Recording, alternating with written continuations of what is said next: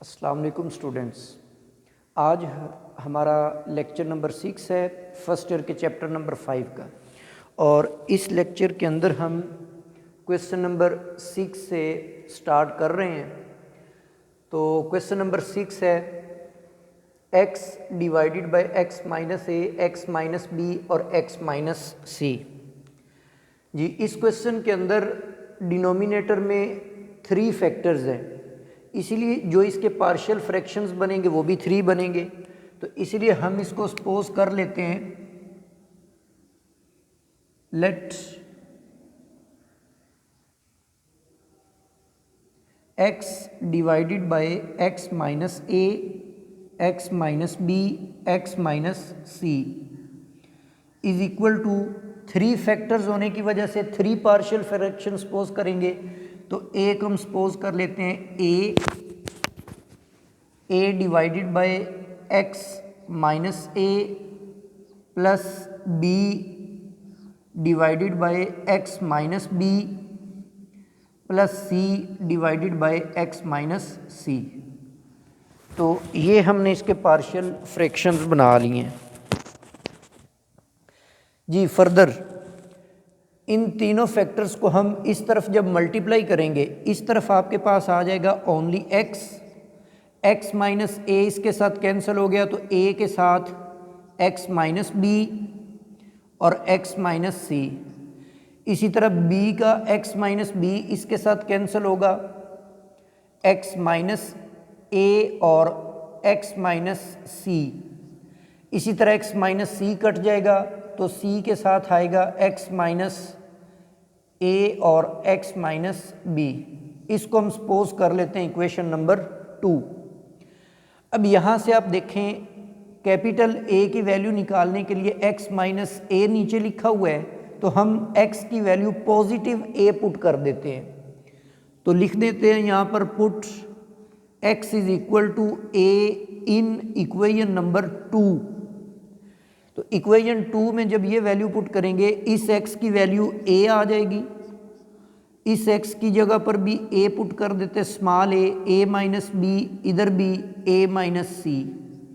इसके अंदर वो फैक्टर x माइनस ए वाला मौजूद है, इसके अंदर भी मौजूद है, इसलिए यहाँ पर a माइनस ए 0 होगा और ये भी a माइनस ए जो है वो 0 हो जाएगा।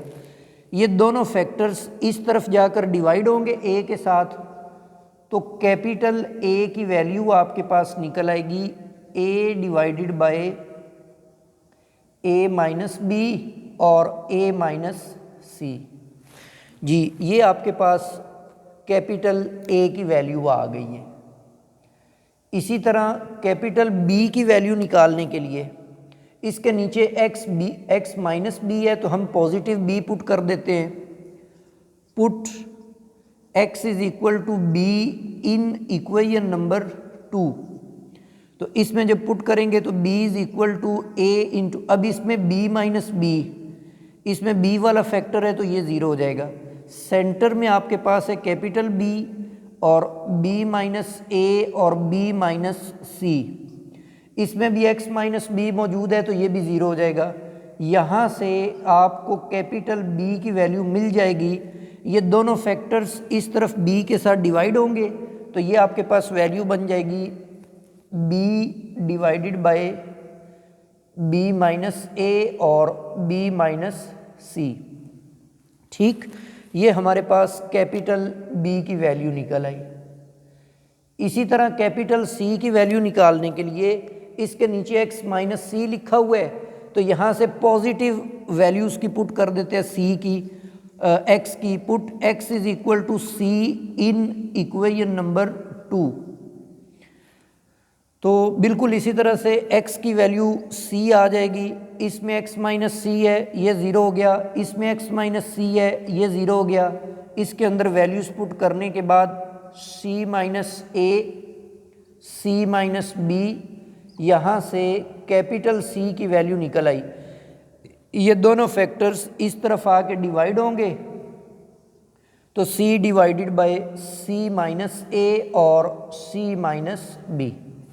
लो जी, ये आपके पास कैपिटल C की वैल्यू आ गई है।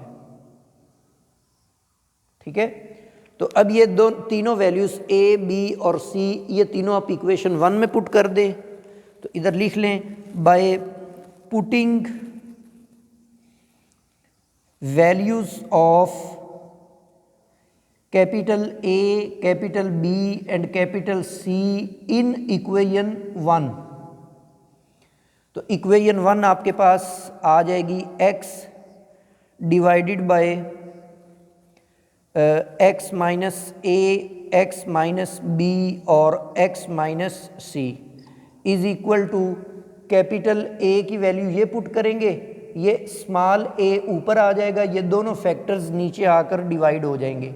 तो ये वैल्यू बन जाएगी a divided by a minus B, a minus C और साथ में x माइनस a।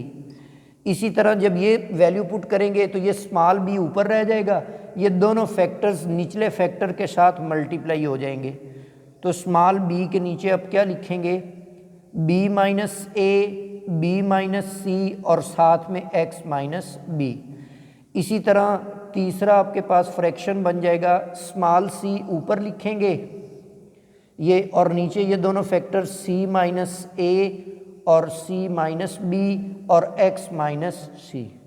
लो जी ये आपके पास रिक्वायर्ड पार्शियल फ्रैक्शंस बन चुके हैं। This is our required answer. ठीक है।